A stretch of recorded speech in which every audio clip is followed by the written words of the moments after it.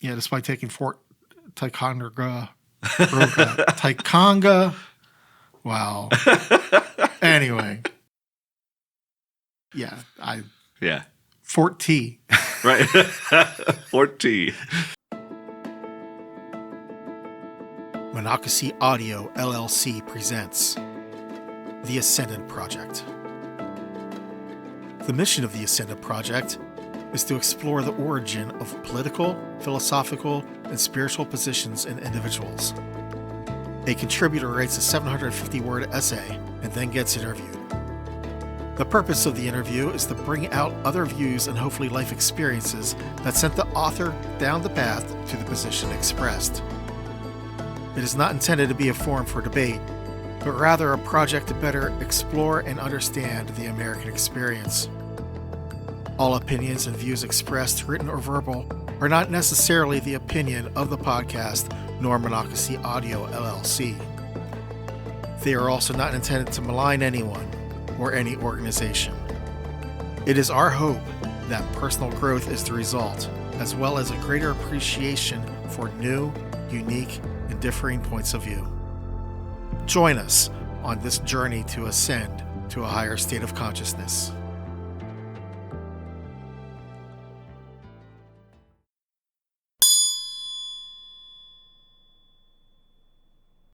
Our Sacred Honor by Brian Smyers. In early July of 1776, a document was written that marked something that was in the land of de facto and fortified it with the forces of de jure. War had broken out between the colonists and Great Britain, and this work put words to the movement, the struggle, the blood, the loss, and the sacrifice. Of course, I am talking about the Declaration of Independence. The United States wouldn't fully be a country until the Treaty of Paris was signed in 1783. However, the Declaration of Independence was an important step the United States had taken to be recognized as a legal entity. Obviously, this is a very moving document. It is visceral, idealistic, specific, and yes, even racist. It is a human document that is a dagger to the heart of divine right. But like all things human, it is flawed. However, the closing line of the document has always struck a chord with me. And for the support of this declaration, with a firm reliance on the protection of divine providence, we mutually pledge to each other our lives, our fortunes, and our sacred honor. What is sacred honor? Does it exist anymore? Does the concept? Why is honor capitalized? Perhaps it would be better if we examined life during the War for Independence. The Revolutionary War wasn't just a war of colonists versus Britain. It was a war of colonists versus colonists. It was Native American versus Native American. It was the Republic of Vermont against Britain. Spain, France, and the Dutch Republic all fought against Britain. It wasn't just about the colonists becoming American or subjects becoming citizens. It was a struggle with global implications. It was a battle of ideas turned kinetic. But it was as then as it is now. All politics is local. Honor is found in our convictions. All true monarchies believe that their role is appointed by God. Only God can dispose them of their position in society. Therefore, uprisings and rebellions were acts of sin. The Catholic and Anglican churches supported this view, as it allowed the Pope and religious leaders to have influence in and over government. This is why when a king or queen is crowned, it is usually a bishop who places the crown on the head of the monarch. In cultures where religious attendance was all but mandatory, the amount of influence this act had on society could not be underestimated. The Declaration of Independence challenged this with its second sentence. Behold these truths to be self-evident, that all men are created equal, that they are endowed by their Creator with certain unalienable rights, that among these are life, liberty, and the pursuit of happiness. That to secure these rights, governments are instituted among men, deriving their just powers from the consent of the governed. That whenever any form of government becomes destructive of these ends, it is the right of the people to alter or abolish it and to institute a new government, laying its foundation on such principles and organizing its powers in such form as to them shall seem most likely to affect their safety and happiness. A step towards sacred honor is having convictions such as this. A conviction must be core. It must be rooted in your center of your morality. It must be of conscience. It is both intellectual and morally centered. Honor is found in the strength of those convictions. It is not enough to have convictions. Those convictions must remain steadfast when tested. When George Washington lost New York, neither his principles nor the conviction of his men fell away. These convictions endured the famine of Valley Forge after Washington lost the city in 1777. Convictions cannot waver when things do not go right, nor adversity rears its ugly head. Possibly even worse than that, true convictions do not waver when your peers oppose you. Colonists were not unified in the support of the newly formed nation. In 1774, Loyalist regiments had formed in Massachusetts. They kept order in Boston after it fell from the Battle of Bunker Hill. A Loyalist regiment of 5,000 strong from North Carolina joined an assault on Charleston, South Carolina. Loyalists were found in every colony, yet the convictions of patriotism endured. Honor is found in sacrifice. We mutually pledge to each other our lives, our fortunes, and our sacred honor. During the Battle of Yorktown, signer Thomas Nelson Jr. noted that Cornwallis was using his house as headquarters. He told American generals to fire on it. The house was destroyed, and he died bankrupt. It was not prudence that gave him strength. It is honorable to sacrifice greatly for your principles. Honor is found in risk. Out of the 56 signers, 12 had their homes burned. Another 8 had their homes looted by Loyalists or British soldiers. Thomas McKern died in poverty after the British had seized his possessions and home. Carter Braxton owned a fleet of ships that was sunk. He had to sell his home and possessions to pay his debts. He too died in poverty. Honor is found in sobriety and somberly knowing the risks and then acting on your convictions anyway. Honor is found in shared purpose. The signers could not do this alone. It took a Congress of Representatives to form and the states to agree on who to send to represent them just to write and sign the Declaration. It took an army to form, train, and all the resources that entails just to exist. Then that army had to fight, often without promised pay, marching to the beat of their conviction.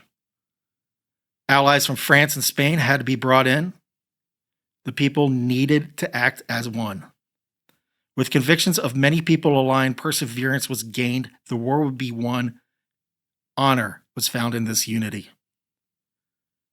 Honor builds for the future. Dishonor is about the present. The signers of the Declaration of Independence had a vision.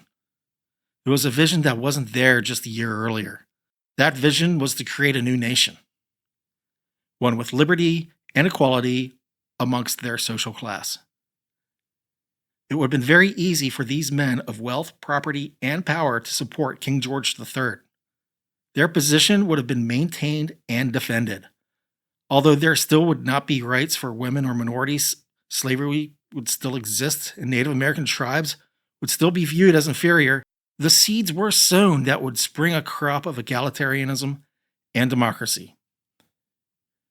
Honor is found in working to change the present for a better future.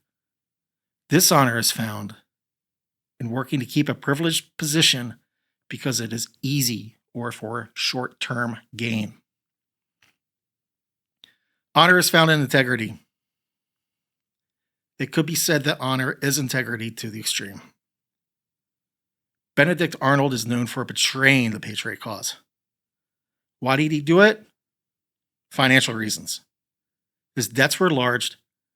He was facing corruption charges as he tried to pay those debts. The British paid more. To this day, anybody with a security clearance needs to submit financial documents showing they don't have debts that could corrupt you. It could be argued that this reason goes back to Benedict Arnold. Benedict Arnold was also petty. He was upset that he had been passed over for promotion numerous times. Pettiness and the lack of integrity when faced with adversity led to his dishonor. I have noted above, signers of the Declaration faced similar adversity, some dying in poverty, but never wavered in their convictions. Another aspect of integrity is honesty. Your yeses must remain yeses, and your noes must remain noes. Really, there is no need to swear. Your word is your bond if you say what you mean. For a promise kept increases the credit rating of your soul, while a promise broken weakens it. So what makes it sacred? From an economist's point of view, it is scarcity. From a religious point of view, it goes to who you are for all eternity. From a humanist point of view, there is only one of you, so who do you want to be? All these are right and true, but in the end, honor goes to trust. And if you cannot be trusted, you are a burden to those around you. People waste their energy on you. If you can be trusted, those around you are rewarded, and their energy spent on you is an investment, for you make them better. Good people of high quality are rare. The signers knew that if they lost the war, their names would be soiled for generations after they were hanged, shot, or worse. Where is sacred honor found today? I saw it most recently in Minneapolis. All the protests that stood up against ICE during their raids, those protests were rooted in moral principle. They stood up against what they viewed as tyranny. Renee Good and Alex Peretti lost their lives when it would have been easier to walk away and be complicit with silence. I see it in those who serve in our military. They sign up to defend this country and execute its wars despite their political views. If the president is Democrat or Republican, no matter. They are willing to sacrifice for this nation and do whatever it asks. I believe I see it in my family and my friends. We argue about politics because we care. We have each other's backs when they need us. But perhaps it is found outside this declaration as well. It is also about forgiveness. We are one nation despite some of us being descended from loyalists. We are one nation despite some of us being descended from Confederates. We have the struggles in the present and future for what is right. The mission to bring morality, ethics, and accountability to those in power will bring division. But I have faith that we will find our collective sacred honor and do everything in our power to bring balance to the Force, young Jedi. Just understand that sacred honor always starts within you. Why is sacred honor capitalized? Because it is that damned important.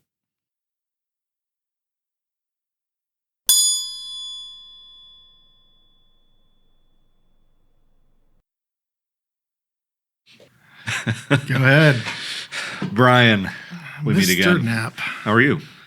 I am doing well. I could use a nap. Yeah. I'm right here for you, baby. No. It is a... I'm not sleeping with you, man.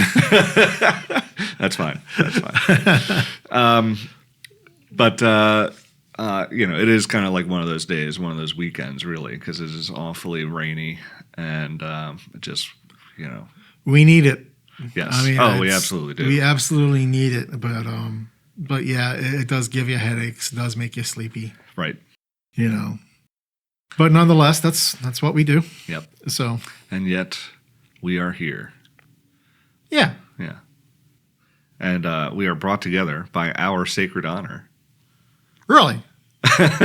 Aren't we? What else are we here for? I know my honor is sacred, but I think you tend to piss on yours, don't you? I I just used mine as a as a hand wipe or As a hand wipe. I don't know where I'm going with this. You're an honorable dude. Oh, thanks. You know what I will say before I jump into our standard intro question, I did find it interesting that in your last paragraph, okay, you used both sacred and damned. Did you notice that? That was not intentional to put that juxtaposition there, but the damned was just for added emphasis. Yeah. I get it. Yeah. But yeah, the juxtaposition was not lost on me. Do you know what's interesting, though? What's that? In Star Trek 2, when Captain Kirk says the word damn, it no longer became a cuss word in my head. Really? Yes. Yeah, I mean, to be honest, did you grow up thinking damn was horrible. I was only allowed to say darn. Oh, wow. Yeah, that was not a rule in my household. I once got sent to my room because I said cheese and rice really loud, and my mom thought I said Jesus Christ. Yeah. Taking the Lord's name in vain. Yep. No. And you're going to write about sacred honor. Just wanting some cheddar. Yep. So I talked to Mom. She's like, I don't remember that. I'm like, of course you don't, because you thought I said Jesus Christ. Why would you remember that? Right. Right. So I mean, she listens to this episode. Are you going to get a call from her? Probably not. Or listen. I don't know if she'll listen to this episode. But, no. She accepts that you're an adult. An adult. Yeah. Yeah. Okay. Yeah. Okay. All right. Well, so why don't you go ahead and summarize your essay? What was this all about? Okay, so in the end, the motivation and why it was important to me to write this essay was that line had always stuck out to me, because, it was ending very, very strong, and then they throw in our sacred honor. Uh-huh. And when we read through the Declaration of Independence last year for July 4th, I really thought that, that was like almost spiking the football.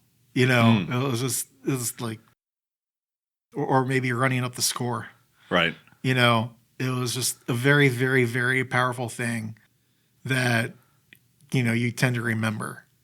But we pledge our sacred honor. You don't even hear that phrase anymore, and you don't really see it that much anymore. So what does it even mean in today's world? Right. So I decided to address that by going back in time and trying to examine the time in which that was written and the struggles that everybody was going through. And that's my water bottle expanding there. But expanding the struggles that everybody's going through. And so I kind of discovered the strength in honor. Okay. And that with honor can bring unity to accomplish something great. Yeah. But if you're going to put honor as your highest thing, where it's sacred, there's going to be lots of sacrifice and potentially loss involved. Mm-hmm. And I think this article touches on all of that. Gotcha. Do you think honor is taken in this context to mean their lives, essentially? Because in the same sentence, it says we mutually pledge to each other our lives, our fortunes, and our sacred honor. And both lives and fortunes is capitalized too. Oh, really? Yeah, that's true. Well, I guess it's capitalized because it's that damn important. Yeah. Yeah. It's interesting in that, an enlisted person who lays down their life, are they giving up more than, a general behind the lines? Definitely they're giving up their life. They're giving up their whole existence. So yes. But at the same point in time, if you're a man of means, it's very hard to let go of your standard of living. It's very hard to let go of your possessions, because I've heard it said before, usually by hippies, to a certain extent, they're right, that your possessions own you. Yeah. Yeah, to a certain extent. Yeah, I absolutely agree. The more you own, the more you're kind of a slave to what you own, which is kind of why it's so important. Anybody who owns a boat knows that, right? Yeah. It's a hole in the water you throw money in. But at the same point in time, it's also, why not being a hoarder is so important. Right. You can't be a slave to everything that you own, to where you just collect and collect and collect. Because I mean, like when my dad died, I was amazed how quickly his spirit left his stuff. Yeah.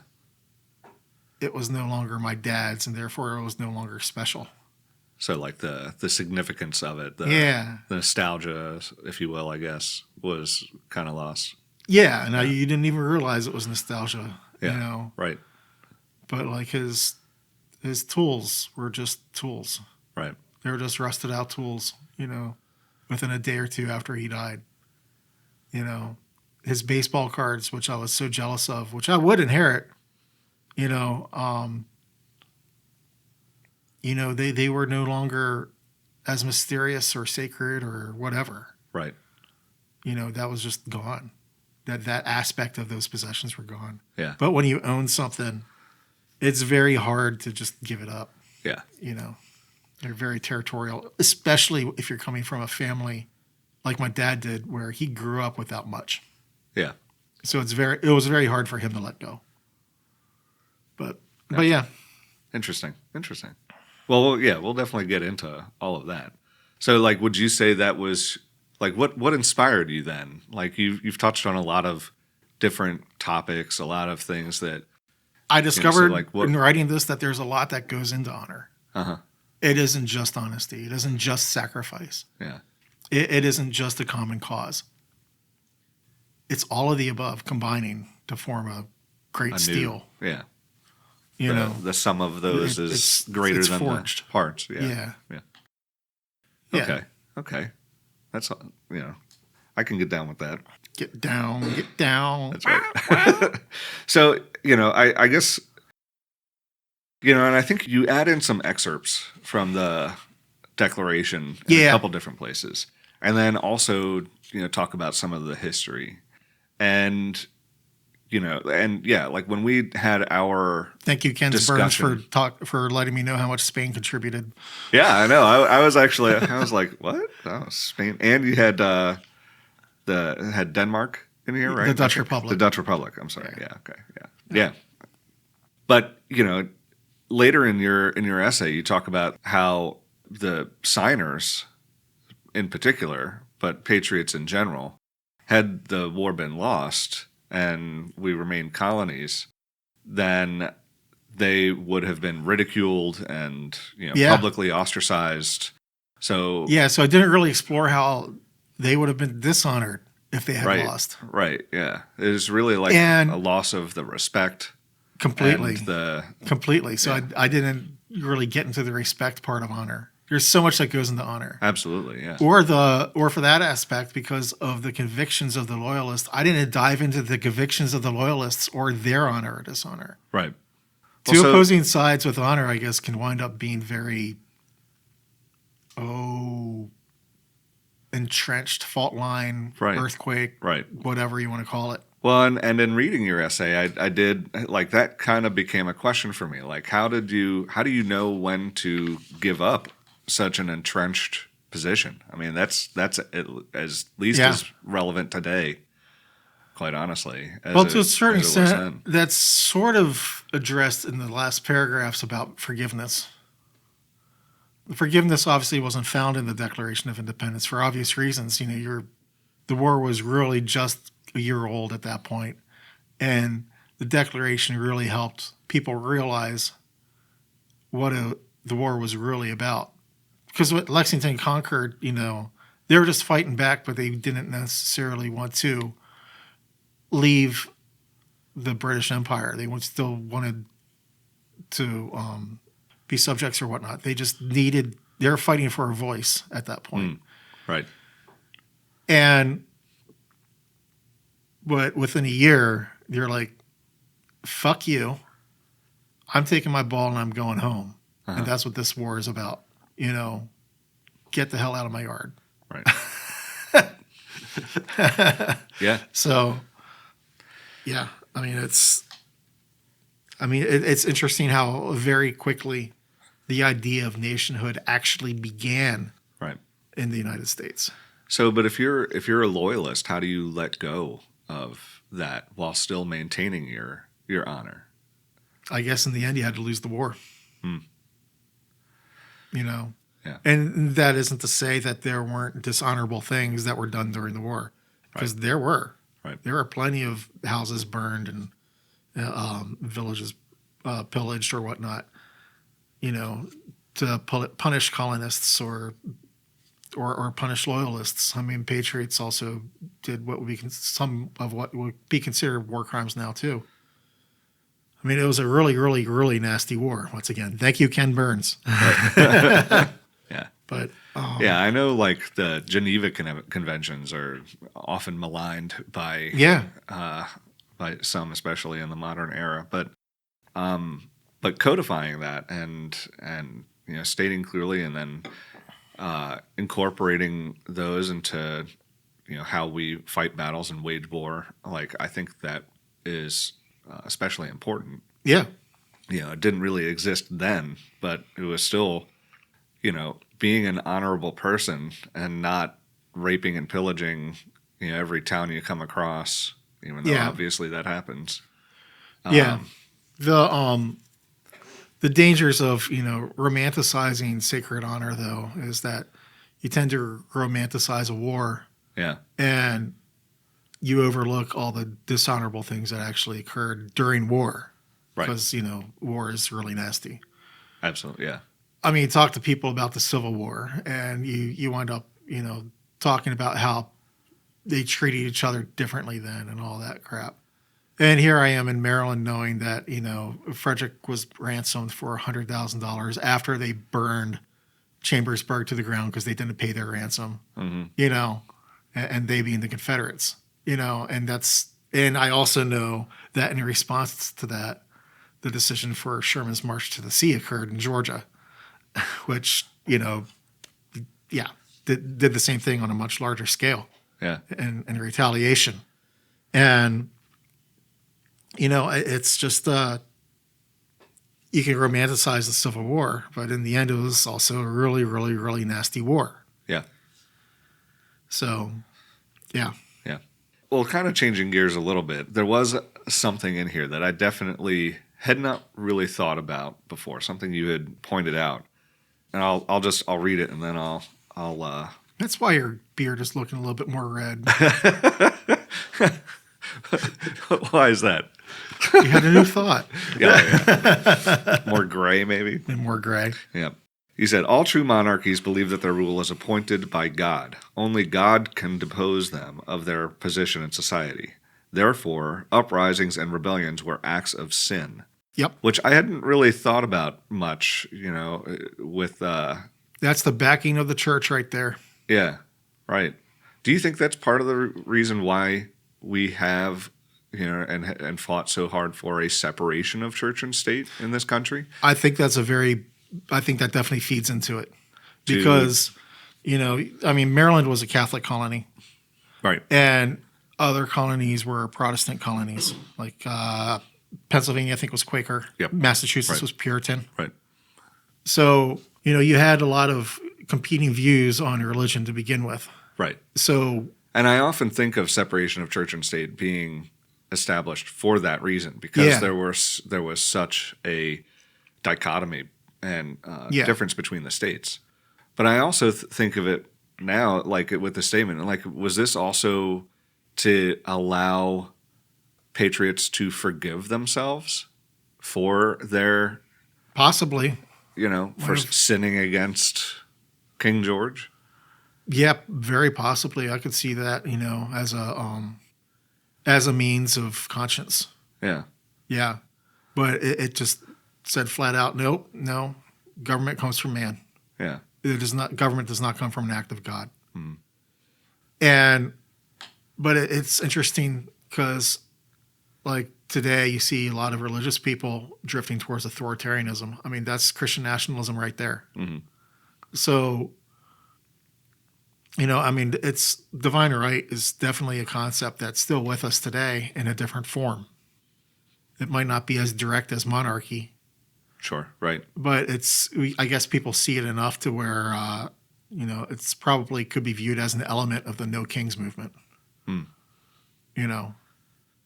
Because, drifting off of sacred honor, the concept of health and wealth gospel, if you're financially wealthy, it's because God blessed you.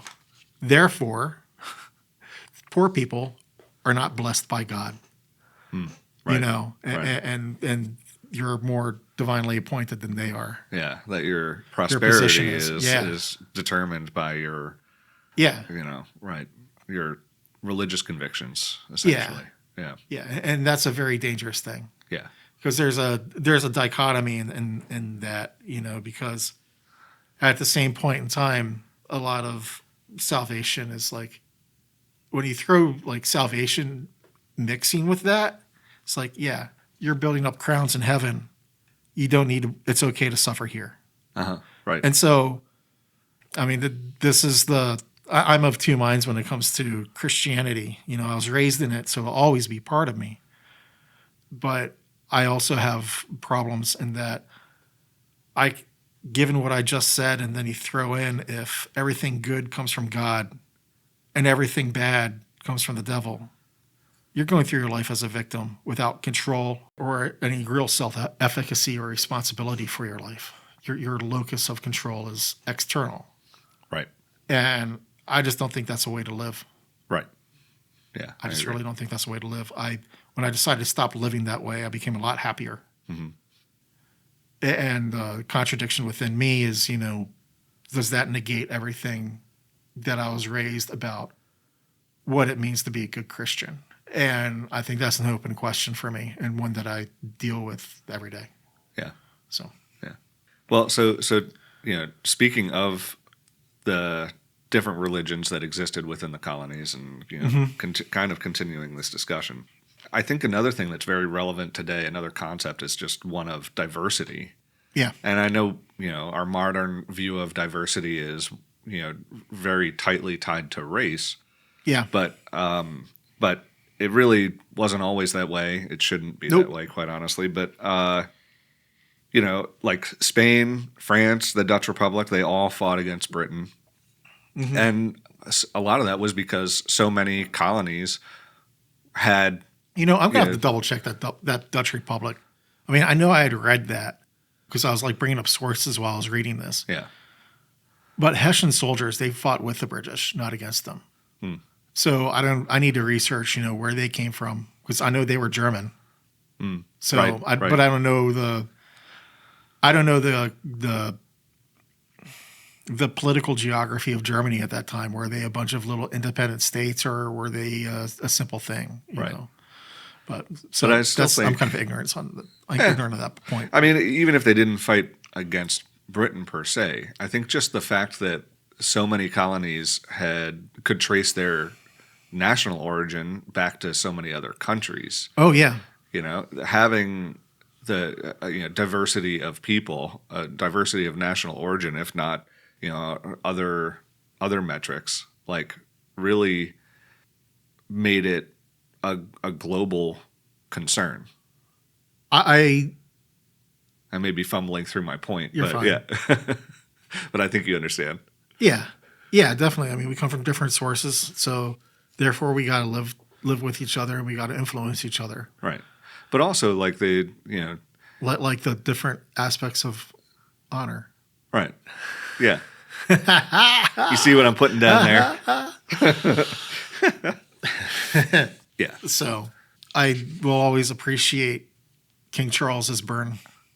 What's that? To Trump. He said that if it weren't for you, we would all be speaking German. Well, if it weren't for us, you'd be speaking French. Right. Yeah, Yeah. He's like, he has a point. Yeah. If you want to just like keep taking this back, I feel like that's always the tragedy of trying to argue from the past, is that you just have this dominoes of, well, this caused this. Well, but this other thing caused that. And yeah, I think Colonel Ty made a joke in Battlestar Galactica about one cell dividing the wrong way or whatever. I don't remember this. And interestingly enough, my wife and daughter are binging through Battlestar, that's for the past required reading. week or two or something. Yeah. Yeah, that and Stargate, man. I mean, it's like in Buffy the Vampire Slayer.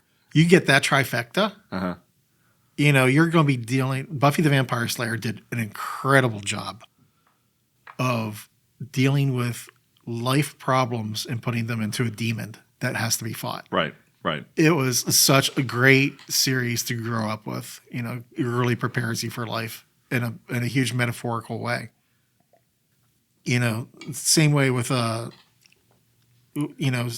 like Stargate and Star Trek definitely teach you morality through sci-fi. Right. Really when it comes down to it. And, then you have Battlestar Galactica where idealism falls away. So to a large extent, the core of all the series for all the characters is who are you? Right. And so that's a great series for adulthood, for entering into adulthood. Yeah. So No, I agree. where would the world be without sci-fi? Yeah. So exactly. derided so much too. Sci-fi and for fantasy. so long. Really? Yeah. I mean, my go nerds. right. My as I get older and I start to see like people are going to the movies less. Yeah. And everything in storytelling's just just gone away. Yeah. And I don't know. There's a shared cultural experience that is just going to go away. Right. And a lot of people learn these lessons through those media. Yeah. Right. So without new takes, new media, new things to convey those nuances, those lessons, like what do we do? People are just left to TikTok and I guess this kind of else. ties back to the earlier questions about the honor of loyalists or whatnot. Right. Everybody thinks they're the Rebel Alliance in Star Wars, even when they are part of the Empire. Right. We are the freedom fighters. Yeah. No, you're the tyranny. We're the freedom fighters. Exactly. Yeah. Yep. Well, and so in that, guys, like I have a question. You talked about honor is found in sacrifice. Yes. And they sacrificed a lot. Absolutely it did. Yeah. I mean, it's potentially even sacrificing your family. It's just like nuts. Right. There's an expression that came to mind. I think I've probably used it with you before. Oh, fuck?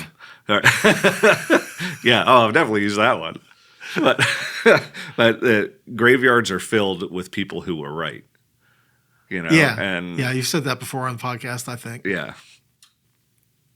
And so there was a lot of sacrifice happening, and there was a very real chance that the movement would die.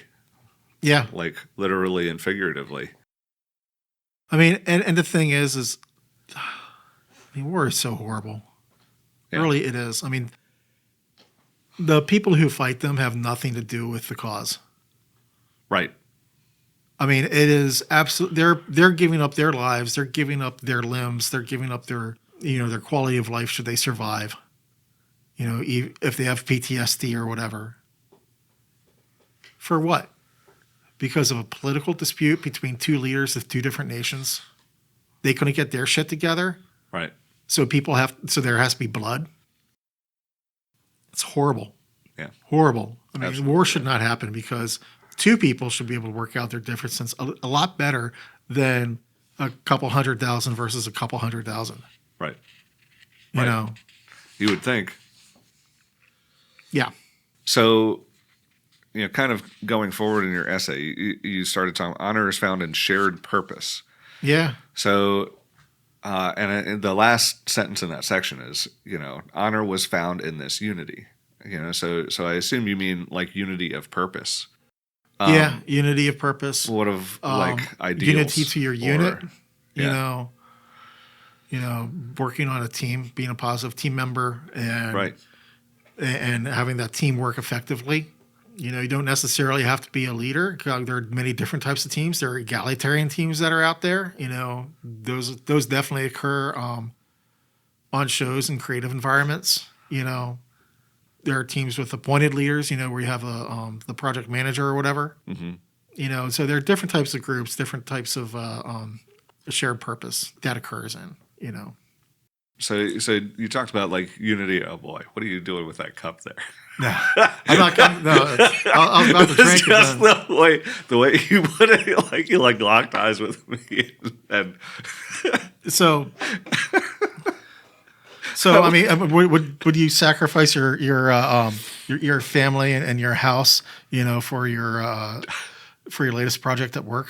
Is that your secret honor? no, No. no, I think there's some common sense that goes with that, sure, yeah, which yeah. which would be a good lead in for another Another- episode. Oh yeah, definitely. I see what you're putting down. Yeah. But yeah, so it's unity of purpose, maybe also unity of ideals, or Yeah. yeah, Yeah. I mean, you have in the end, you have shared goals and you have shared values, and I think that's really what it comes down to, in that unity of purpose. right, So, with the shared goals and shared values, you can accomplish those goals, and the sum would wind up being greater than the parts. right, okay. And I like how this all kind of like ties together, right? Because honor is found in unity, absolutely Yeah. true. Which is not to say that unity, it's kind of like not all unity is honor, but all honor is unity, kind of thing. Maybe So it's not like rectangle square type thing. right, sure. Yeah. So it's not like that the ends justify the means, right? It's not strictly unity of purpose, Yeah. right? You also talk about like honor is found in conviction. Yeah, and some of it's sort of. I don't want to. I mean, after I write this whole essay, I really hate saying this line, but maybe a little bit of humility is involved here. Some of it is kind of bullshit, because it's very easy to say that the proof of honor is found in the end, in the accomplishment. Mhm. That's like two people at a sporting event. It's a very close game, and the person who won just wanted it more. Bull fucking shit. Right. No. Right. That's complete bullshit. That's something, motivators and coaches say or whatnot. Do you really want this? Yeah, you really didn't want it, so that's why you lost. Yeah, bullshit. Yeah. You really don't think that the person who lost didn't give 110% effort as well? Yeah. In triple overtime? I mean, right. Especially at those professional levels, right? Yeah, I mean, it's, it's complete craziness. So I mean, I throw that caveat on there, but I mean, I really do feel that I still stand by the essay saying that all these things really combine to make honor. Yeah. And I think, so I don't necessarily think that honor is found in the result. Right. I think the honor is found in the journey. Right. The honor is found in the effort. The honor is found in how you relate to your fellow man. That's where the honor is at. I don't think it's in the end result. Gotcha. Sometimes good guys lose. Right. Absolutely. Yeah. I put a little note here. You said honor is found in integrity, and you talked about Benedict Arnold being a not honorable person because he traded his allegiance for money because the when adversity hit him, right. His character crumbled. Yep. So he was hit with high debt. So in order to pay those debts, he started doing some shady practices in Philly. So there was a corruption investigation going on into him there. He had been passed up for promotion a couple times. So, I mean, I just get, despite, being key in like taking Fort Tiger, I can never say that word. Ticonderoga. Yeah, Ticonderoga. Yeah. Despite taking Fort Ticonderoga, Wow. Anyway. Yeah. Fort T. Right. Fort T. 40? No, not 40. What are we talking about? Hey, I got a Fort F. Right. For Fort Frederick, Yep. which was built during the French and Indian War. So I think motherfucker. Fort T. Fort T. Yeah, Right. I think that'll be known as Fort T. So probably on those old maps. Yeah. But yeah. But I noted, and again, thank you, Ken Burns, for this. But I noted the difference between Benedict Arnold and Washington, because Washington had been passed over for a commission in the British Army. And I know it was like many years before the Revolution, but like, you know, he didn't kowtow and decide, you know, oh no, like the British pay better. I'm gonna stick with this, even though they're dicks to me. I mean, Arnold was in financial straits and he needed more money to fund his lifestyle. So, you know, the British would help him with that. But the thing is like later on in the essay, I talk about Thomas Nelson during the Battle of Yorktown. British generals were staying in his house and he said, destroy it. Uh-huh. Yeah. Yeah, I saw that too. So one was willing to lose his house. Yeah. And resign himself to a life of poverty. I mean, so, yeah, exactly. For the cause, for the greater cause. Right. That amount of character is really, really rare. Yeah. So perhaps the reason why it's sacred is because of its scarcity, as economists would say. Yeah, you mentioned that, and you said from a humanist point of view, there is only one of you. And I said, well, unless you're a twin. So, you know, are you less scarce, I guess? Or I'm just making a joke. You just need to, you know, record yourself, like do a video recording of yourself, like staring at the screen or whatever. Use it as your Zoom background and walk away. Yeah. Yeah. You did this or something like this. I did something like that. During COVID. Have we talked about that on the show? I don't know if we talked about it on the show. I don't remember if we have or not. But yeah, I recorded myself. Well, actually, the first thing I did quite a little bit of the opposite. So I recorded the bookshelf that is always behind me during a Zoom call. And I just recorded that for like 15 minutes or so. And then I walked in wearing an Alex Semin Washington Capitals jersey. And if you all know anything about Alexander Semin, he was always kind of an enigma for the Capitals. Mm-hmm. And he got into a fight with one of the Stahl brothers. And he's not a fighter. So he basically, instead of throwing punches, he played the bongos on the Stahl brothers' face. At which point, you know, the commentators just lost it and all that. So that was so I wore his jersey, and I think I was even wearing it backwards. And, you know, and so I wandered into the shot. And of course, you know, my Alexander Semin character is, he has like a glass full of like bourbon or whatnot, or rum in his hand. And I sit down, so that way, and I sat in a spot to where I'd be sitting down beside myself in a call. Yeah. And then, you know, I acted like I was having a conversation with myself. Yourself, yeah. I left the shot. I came back with a second thing of a second drink. Yep. You know, and then so we both shared a drink together. You know, yep. On the conference call. You know, I did a different thing. Actually, even before then, before then was probably my best joke. You know, so after that first 15 minutes, you know, my Alexander Semin character sat down beside me, stared into the camera, and ate a banana. Yes, yeah. I was like, didn't you eat a banana somewhere? Yeah, I ate a banana. Like, and I was just like staring right in into the camera doing this.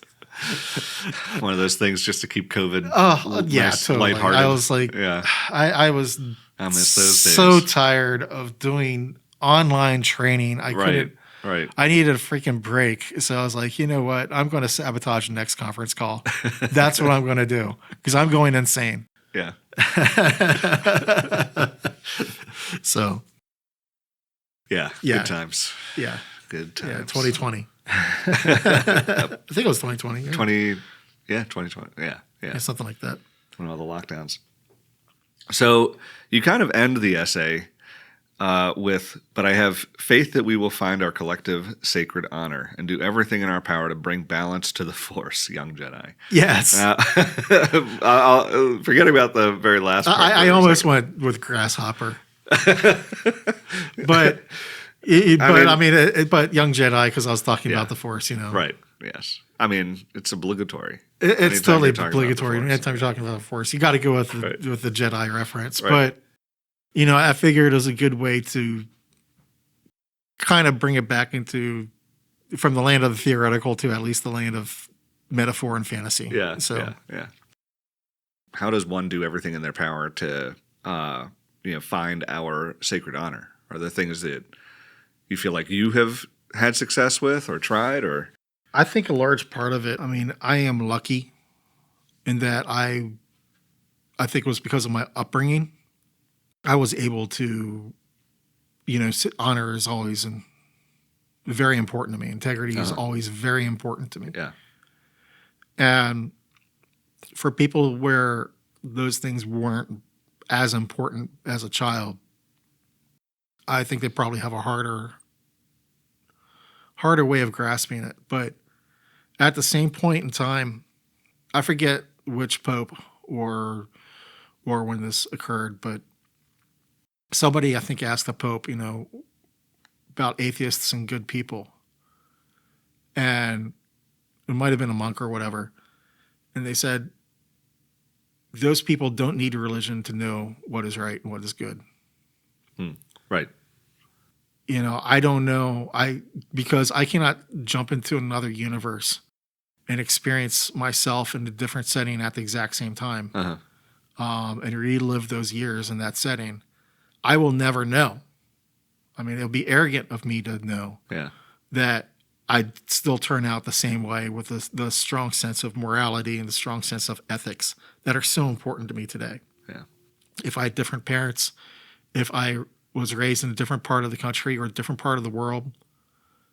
Yeah, there's no way to go back and do a double-blind poor study of yourself in the past. There's no double-blind study of your existence. Yeah. And so that's why it's like really arrogant for people of one religion to judge people of another religion, because you just had the luck to be born where you were born, to be exposed to what you were exposed to. So, I think in the end, respect is the key, and understanding each other's honor and learning what's important to another person is elemental to a peaceful existence. Yeah. Nice. So then I will ask you my second to last question. What is the one thing you want people to take away from this? Oh, geez. The one thing. Think about honor, think about your sacred honor, not just on the 4th of July.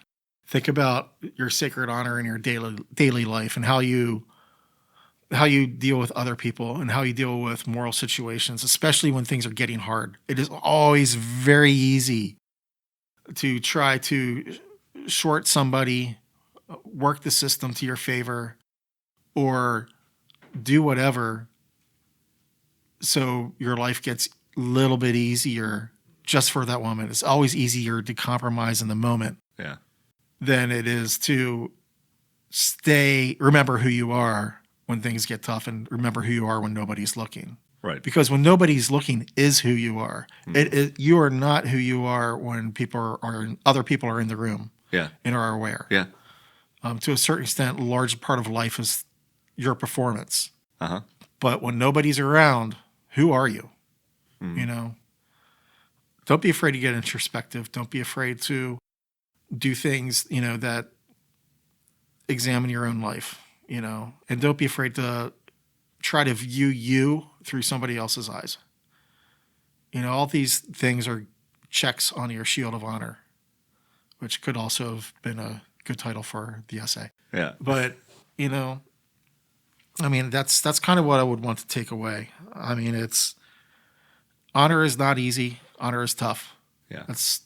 But most things that are sacred are tough. Yes. So. Yeah. Well put. Yeah. All right. Well, then, my last question. And I see what you did here. You know, we already kind of talked about the Jedi reference. I see you trying to, you know, play me and work that into my final question. But I'm not falling for your mind games. Okay, Brian. So I thought you'd say that. Right. I'm not falling for your Jedi mind tricks. He says, as I told him to say that. Right. With my Jedi mind tricks. So, which comedian plays the lead in National Lampoon's Sacred Honor? This is a weird question, man. Yep, I'm catching you off guard. Yeah, totally, 100%. Yep. National Lampoon's Sacred Honor. Yeah. Not Chevy Chase. He's a jerk. But he's always the first one I think of with National Lampoon. Really? Yeah. Well, yeah. Of course. I mean, you got, you know, the vacation. Yep. European vacation. All the vacations, and basically. Christmas vacation. Yep. And then in the more recent National Lampoon's Vacation, I think like Andy, I can't remember his name. Yeah. Played a character. National Lampoon's Sacred Honor. I feel like this has got to be like Trevor Noah. You think Trevor Noah? Yeah. Okay. Trevor Noah would be a good option. But you know, so in my head, I'm thinking it's got to be man, who played the lead in With Honors? And I don't know that movie. You don't know that movie? No. Okay. I play video games. The Mummy. Oh, The Mummy. It was Brandon Fraser. Yeah, Brandon Fraser. Brandon Fraser played the lead in With Honors. He was a student at Harvard and like discovers this. I could see him there. Yeah. Yeah, I think So I'm like, we just like reset this during the Revolution, Harvard during the Revolution, and then yeah, Brandon Fraser and Will Ferrell or something. Will Ferrell's always my go-to. Yeah. I never threw anything about Skull and Bones in here, did I? You didn't? No. You want to do it now? No. I'm not sure how I'd work it in, but for some reason, I was just thinking back to that time, Yeah. And that's not Harvard, that's Yale. How far back does Yale go? Oh, I don't know. Harvard goes back like centuries at this point. Yeah, I think Yale does too. Yeah. I don't know. So, it did come up in the Memorial Day episode. Oh, that's probably why it's stuck in my head. Yes. That's why it's stuck in my head. Yep. Because we were talking about John Kerry and W. Yep. And how they were both Skull and Bones. Yeah, W said it's so secret I can't talk about it. Right. And John Kerry responded, because it was a joint interview. It was like, what are you trying to do? Get me killed? Well, Sacred honor, man. Sacred honor. Sacred honor. Yeah. All right. Well, I got nothing else. You want to take us out? Yeah, sure. So please let us know what you think about today's episode and what does sacred honor mean to you. Yeah. You can do this through comments on the website. You can email us. Do it however, if you want to keep it private or whatever. But we definitely do want feedback. Please like and subscribe, of course. TheAscendedProject.com is our website for those of you listening on Spotify or YouTube or Apple. Yeah, please like and give us feedback. Yeah. And I want you all to have a good couple weeks and have a happy and safe 4th of July. Yeah. Please. You can't email me back if you're missing fingers. So please be safe this 4th of July. Do not hold those firecrackers in your hands. Yeah, no. Don't do anything stupid. If the Roman candle looks like it's not about to go off, leave it. Right. Leave it till the rain. So, yeah. Yeah. That's about it. You all be safe. Yep, Take care. Be safe. You have been listening to The Ascended Project. The Ascended Project is a production of Monocacy Audio, LLC. Any information expressed in this podcast is not intended to be a substitute for expert information. We are human and ordinary people. And and as a result, what is presented as fact may be in error. Monocracy Audio LLC and this podcast hold no liability from events or damages that result from listening to or reading this podcast or its associated materials.